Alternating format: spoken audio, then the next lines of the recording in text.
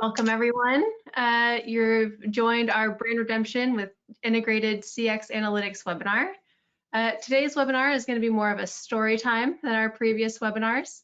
It's going to be a story about the misalignment between expectations and experience and the subsequent disappointment of the consumers or players in this case. And specifically the guy who went through hell, frankly, to integrate the customer experience feedback into what he was delivering. Then we'll go over the two primary success factors that he had in his favor that was required in order for him to overcome and facilitate the success that we ultimately see today with his game. So, hi, I'm Kim Larson. I'm a client success manager here at Luminoso. Luminoso is a natural language understanding engine that was created out of the MIT Media Lab that drives our text analytics platform, which is Daylight.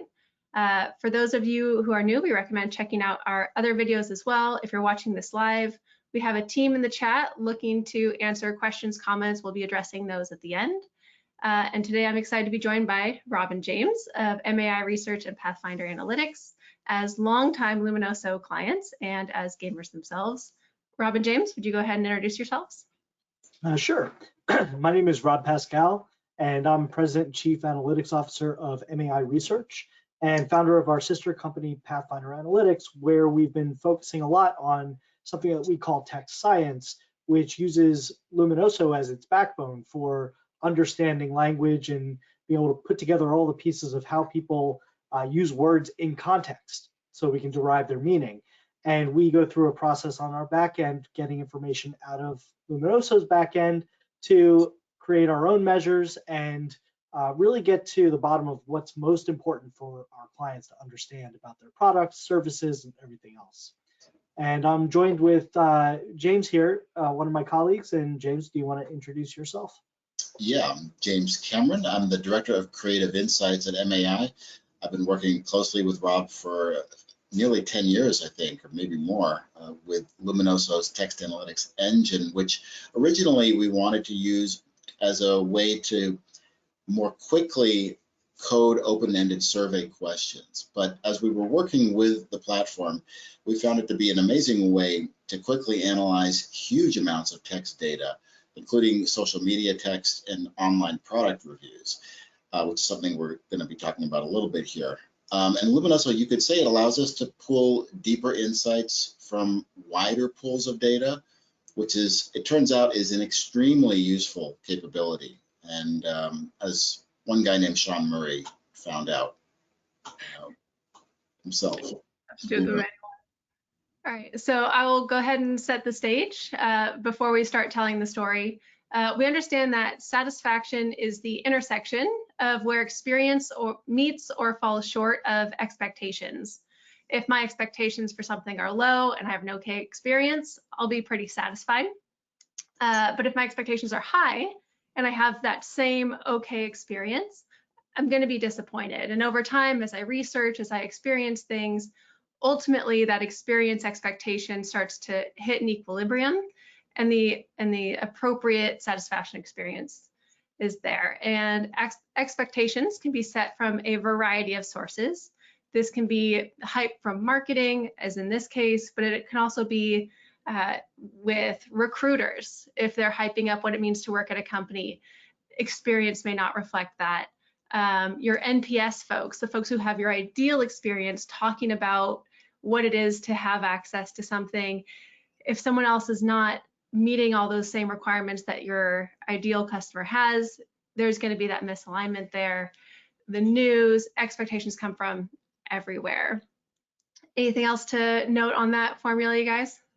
Well, the hype is actually a really important part because you see that on the left-hand side, the experience to expectation ratio kind of gets you the satisfaction. So if you're at 100%, that's the equilibrium that you were just talking about. But if the hype is massive and it's long lasting, like in this case, there's no way the experience can live up to it, especially when they're not able to finish a lot of the capabilities on time. And we'll see that here. Yeah. James, anything to add? Good. I think you covered it. All right, so let's The story time starts in August of 2016. The game No Man's Sky was marketed as a cooperative exploratory sci-fi game that folks could play with their friends. The founder, developer, Sean Murray, went on this press tour for a few years in advance, marketing this image or this experience on the left with videos and screenshots, etc., amping up that expectation. Any notes on the expectation marketing circles? How much we want to emphasize there? And then we'll touch on. Just that those were actual screenshots from some of the materials they were putting out into the space. Yeah. So it's clear that what the gamers were playing was not as awesome, nearly as awesome as those screenshots. Yeah, and we see that with this experience review. So the game was sold on Steam. Steam is a platform where people buy and review games, etc. It's a marketplace for it. And we took those reviews and we, from launch of 2016 onward, we pulled those into Daylight. And we did unique to filter to see what was unique to that 2016 experience, that initial 3 months, 4 months of launch. And these are the terms that came up as unique. We have a cluster at the top. I'm not a gamer, and I'll defer to you guys on what FPS and GTX represent. What is this cluster at the top here? Sure, FPS is frames per second, and that's basically how quickly you're able to generate video. And so if you've got something that's pretty low, you're going to get a lot of stuttering, a lot of lag, lack of frames. That'll also come up there. GTX is actually part of a video card model from NVIDIA. So it's just a lot of hardware references that you're seeing up there with i5, i7, it's talking about the processor. You've got GTX 970 up there, which is a specific model of video card. Yeah, and I see a TI reference and an Intel reference brought up in this performance issues cluster. And then at the bottom right, there's I would consider it a more accessible cluster of language that I understand. $60 associated with get a refund, demo, no multiplayer. What was going on with this cluster? Well, what you're seeing in the upper cluster is really technical issues. This is in a way a much more disturbing thing to be reading if you're the guy who put the game out, because they're focusing on getting a refund, the price of the game, and then there's a lot of comments here about it being misleading or false advertising. So we're clearly seeing that the hype that those screenshots had created was in no way met by the product that they actually released in 2016. And when you don't meet expectations, the bigger that gap, the more, let's say, storyful the reviews tend to be. Because having worked with a lot of reviews, we see that negative reviews can get very verbose. And when it comes to talking about what they don't like about a product, reviewers in any category are not at all shy. They will get right to the point. And what they're saying is that the game did not have what they wanted. You can see no multiplayer is the biggest phrase here. So this was a big deal. A lot of people bought the game because they wanted to be able to play with their friends. And when they actually got it, there was no multiplayer. The team intended it to be in there on release, but they weren't able to get it ready. So they said, okay, we'll hold it off until we can actually implement it. So it was always an intention. But that's really not going to satisfy somebody who's, took the day off work so they could play the game with their buddies, and suddenly they can't. So that whole cluster is really bad news from the point of view of the people that actually released the game. It's not good stuff, but it is something that they could fix. Just like the technical issues, there's the possibility with a lot of hard work of trying to turn that around. Yeah, so I'll take that. And before we go to the next slide, we recognize that people can talk about a lot of things, but ultimately what drives the business is the numbers behind it. Fortunately, we have access to that. So if we go to the next slide, we can see what happened to the playership between that month of launch and the next following month and the month after. So we had tens of thousands of players pre-purchase the game, buy into the hype, and the following month, we see a drop from about 37,000 players to just shy of 3,000 players. In October, shy of 1,000 players. They had 774 average players. which is an incredible tanking. Yeah. So any notes on that? Like when Sean's experiencing this, what position is Sean in? Well, he can either fix it, which is a very painstaking process and potentially no light at the end of that tunnel. Or he can skip the issues and just move on to the next project. But the problem was he's a small developer. It was an indie developing house. So it was a very small group of people. He was the head designer of the group. He runs the company Hello Games, and he couldn't just move on from this because it was his own personal reputation on the line here too. Yeah. So Yeah, any future games would be tainted by this. Yeah. So to make an informed decision on do we improve the experience or do we salvage the brand and his own reputation, because his name was prevalent in the reviews that I had. Any other reviews, like any other company, it's not common to see individuals' names called out with such prevalence. Or to move on, shove it under a rug. I see this occasionally more often with businesses of like, oops, do better next time. Especially with the big gaming studios. Especially with big gaming. But we want to make an informed decision, right? Like we want to do the research because they did sink a lot of their resources and time and reputation into this game. And redemption, starting anew, can be more difficult than fixing what you have. Like, is it salvageable is a really fair and an important question to research. So speaking of research, let's go to the next slide. Folks who watched our most recent webinar with you guys on telling the story and getting value from the research, we harped on this cycle quite a bit.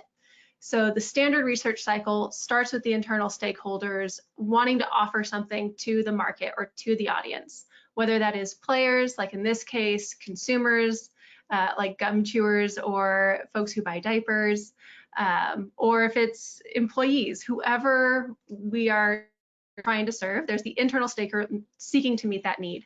Those internal stakeholders have objectives that they often will task to a researcher or analyst to process, who then takes the questions to the external stakeholders, the players, the employees, etc.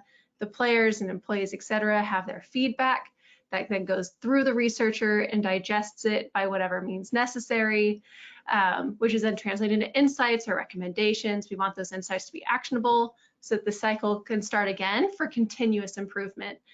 We acknowledged in the last webinar that bad solutions are not solutions, incomplete solutions are not solutions, so that there is a continuous research cycle need there.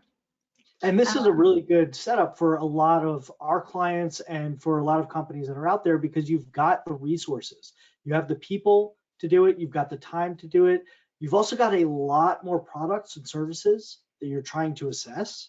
And a lot of more sources of information too. And so with all of that going on, it makes sense to divide and conquer all of the different areas and have it all come back together for the internal stakeholder to make decisions. But Sean have researchers. So what did Sean do? You guys want to elaborate on what Sean did? Yeah, he took it all on himself. He ended up being the internal stakeholder and the researcher. He was able to pull up all the information from Steam and Reddit. Those are the primary sources of all of this, the review data. And he went through every single verbatim, that he could, and found what were the things they should prioritize, what they should focus on, what would be the easiest fixes, how to fix performance issues. And luckily, all of that information was included in these reviews, along with technical specs of what computers people were using. Yeah. James, anything to add on this? Because you've gone through. Yeah, my thought is that you could not pay me enough to take on a task like that. It is unbelievable what this guy must have gone through, because he's also managing his team, trying to fix the game while he's doing this, learning what they have to fix, and going through thousands of reviews and trying to collate them and figure out, okay, what are the big takeaways here, is incredibly time consuming if you're doing it one at a time. he didn't have Luminoso to help.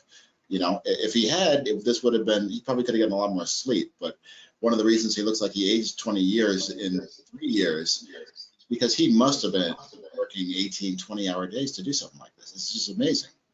Yeah, it's brutal. So he took the feedback, he did the continuous improvements throughout. So let's take a look at the 2018 and onward reviews. So when he took the reviews for the first several months, years, and was implementing these changes, what was unique to 2018? And we're noticing right away the clusters look really different. If you're watching the rerun on YouTube, you'll notice the Internet Historian pops up here. Gamers take their feedback from a variety of sources as well when they're managing their expectations before they factor it into their experience. They mention that here. Rob, do you want to take us to the top section, and then James explain? Sure. Just want to quickly just overview of what you see on the left-hand side is the expectations that we're saying were in place in like the 2018 time period, and that was the experience from the launch. So that becomes the new expectation. And then the experience that we see in the unique to 2018 time period is where we see vastly different picture here. We have 3 different clusters. You can see in the bottom left, there's some of the, you see bugs and VR, which are new capabilities added into the game.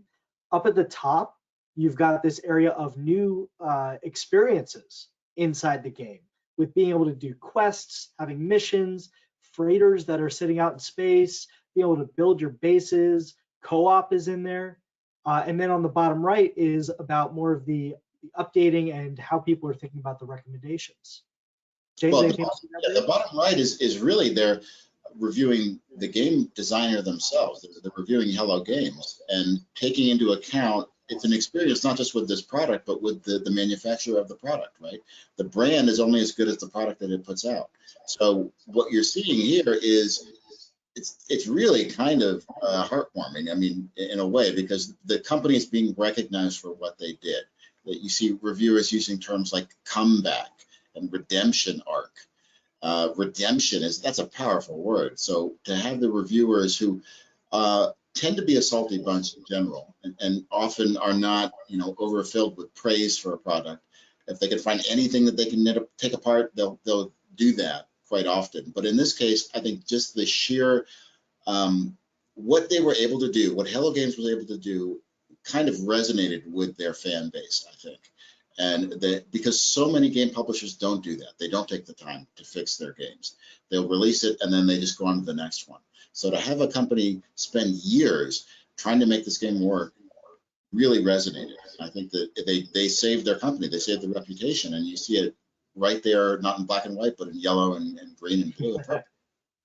Yeah, labor of love is not something that I see in many data sets at all. And I think that's really communicative that it would come up as a unique term for this period. And this is thousands of reviews contributing to this review stat, and it would come up at all is fantastic. Easy to learn, hard to master. That's a reflective of what we're looking for in a gaming experience.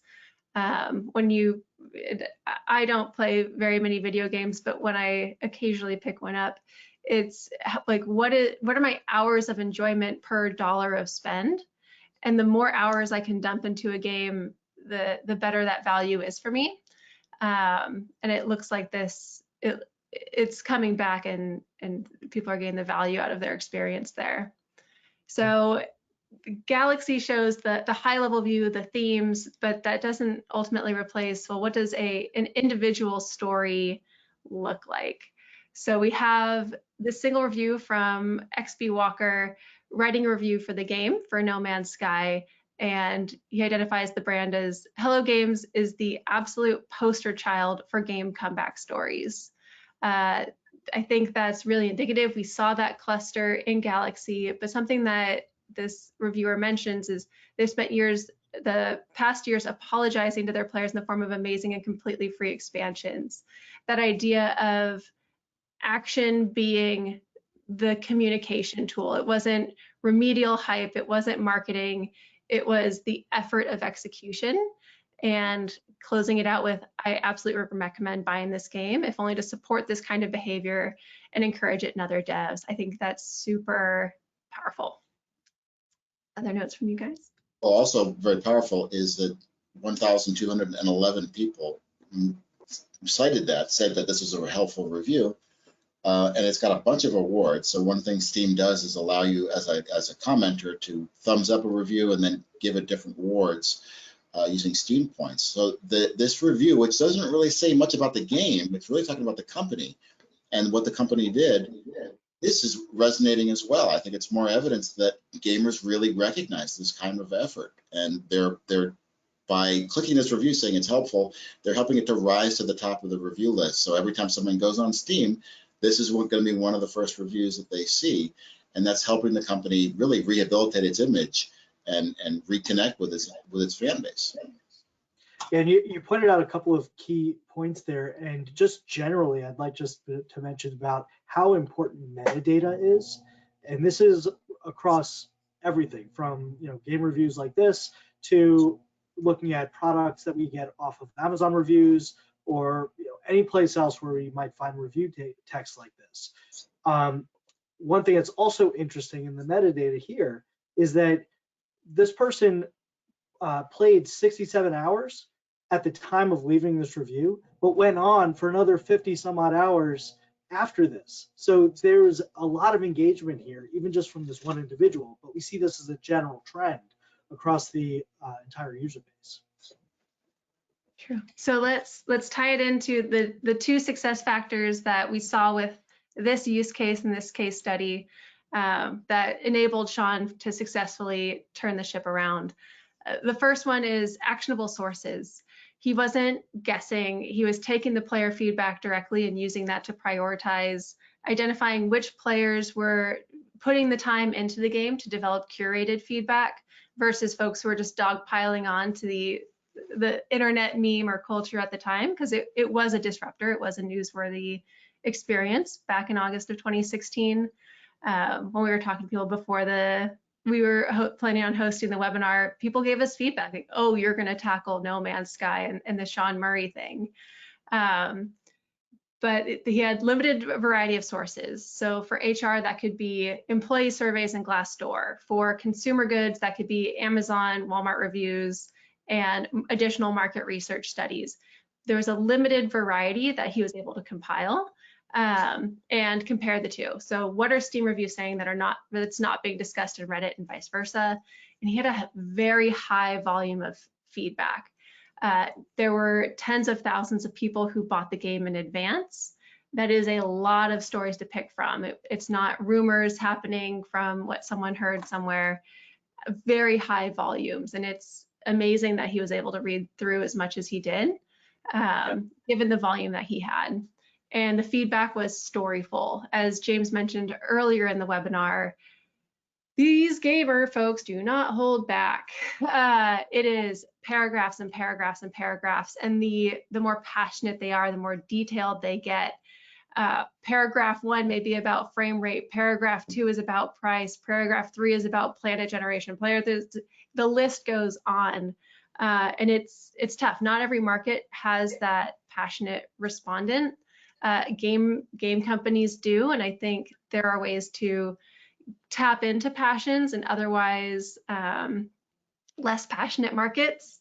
But it was incredibly storyful, so that was really helpful for him. Which is even more phenomenal that with all of that storyful information, he was able to get through as much as he did. It's a lot easier to go through 10,000 reviews that are a sentence each. If you're dealing with paragraphs on each, it's crazy amount of data. Yeah, and we cheated. We got to use a platform to digest years worth of data in a few minutes. So cool. The second success factor here is leadership. So every organization, if you're going to be effectively advocating for change in your organization, you need someone at the helm who's advocating for the integration of those sources.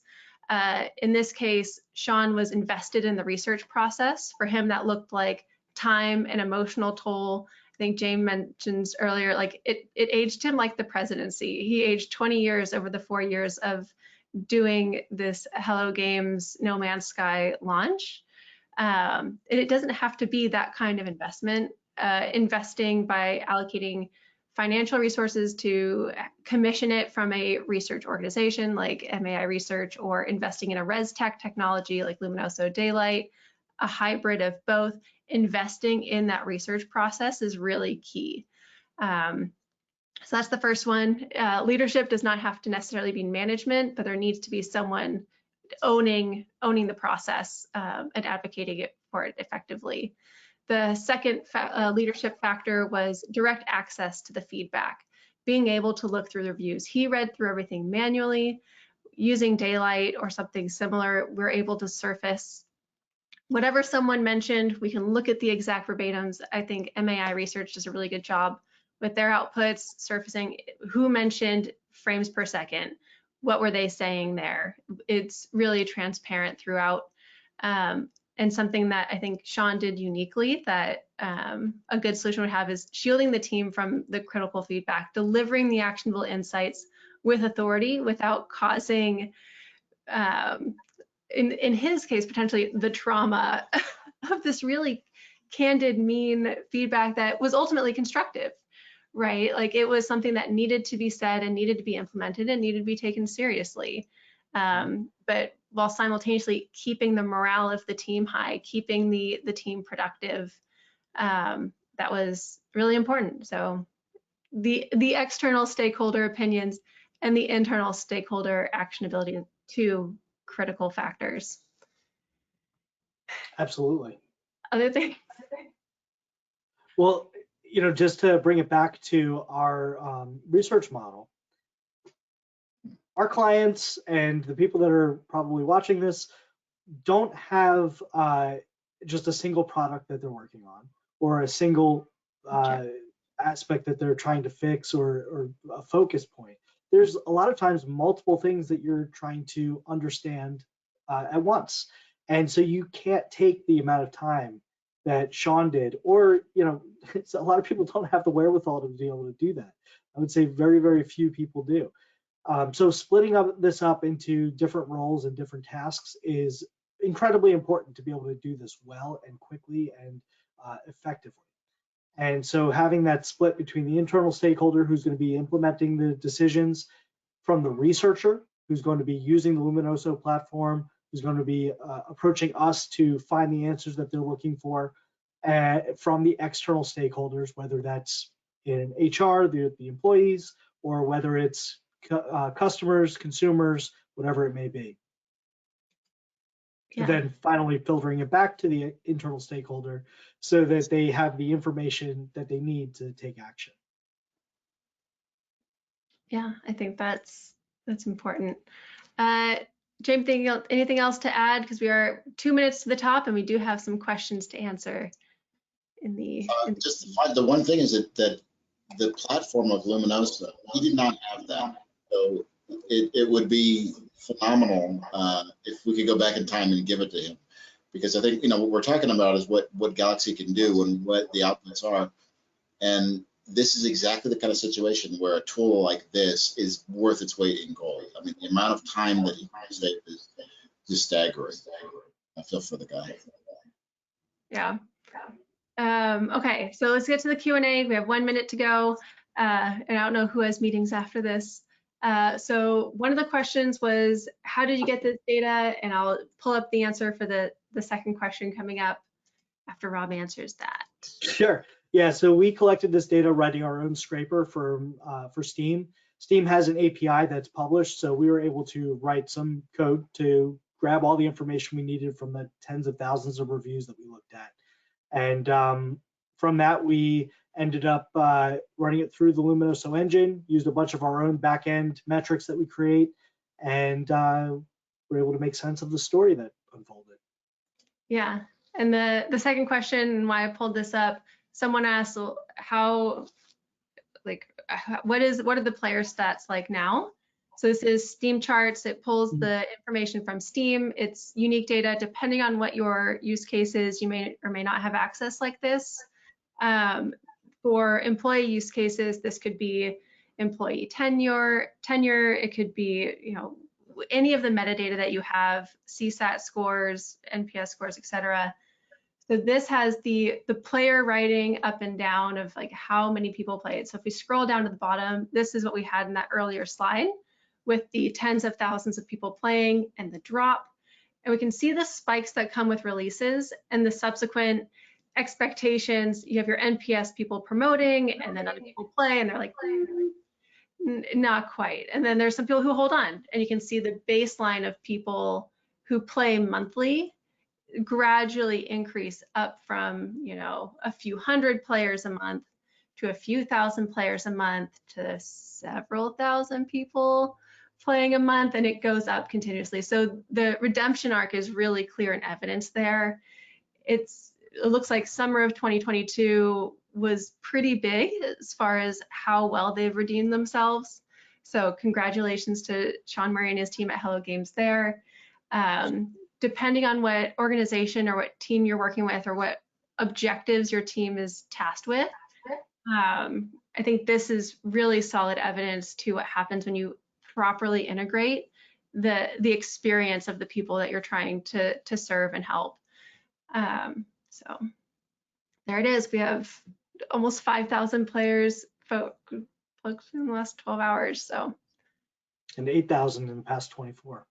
Yeah, it's pretty solid. So I will let that go. And we had another one in the chat.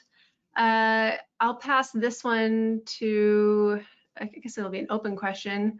What if you do not have research resources? Economic conditions over the last few months have negatively impacted existing FTE resources and have put a stop to hiring new resources. I'll take a first stab at that and say anything to make the existing team more efficient and to optimize the existing team is going to go a long way. Obviously, the James and Rob and the MAI team and Luminoso as well, we're happy to help. If you need a nerd to get the answers from your data, send us your data, and we're happy to give you the answers. But that's one way to do it. If you are an existing client of Luminoso, show up to office hours, ask for office hours. We're happy to help in that regard. Yeah, so. Absolutely. Yeah, I would just say that the lack of resources actually kind of necessitates using something like this, because if you don't have the people to go through all the information, I mean, if you're dealing with just, you know, a couple of maybe 100 interviews with very limited verbatims and you don't have the resources, yeah, you might be stuck reading through them. But if you want to be able to look, if you're being tasked with looking across an array of products, for instance, even if you've got a very small team or if it's just yourself, using a tool like this is absolutely worth it in terms of how much time you save and the insights you uncover. Yeah. And also, using reviews is a great source of data, and it's practically free. It does not cost a lot to get your hands on this data. If you were to survey, conduct a survey to do this, you could be looking at tens of thousands of dollars. But this scraping review data, you need someone like Rob to help do it, but it's very cost effective. So it's a great way if you don't have a lot of resources. Awesome. Well, thank you guys. I think that wraps up the questions, and we are into overtime. Feel free to watch us on YouTube on our other content if you haven't seen that already.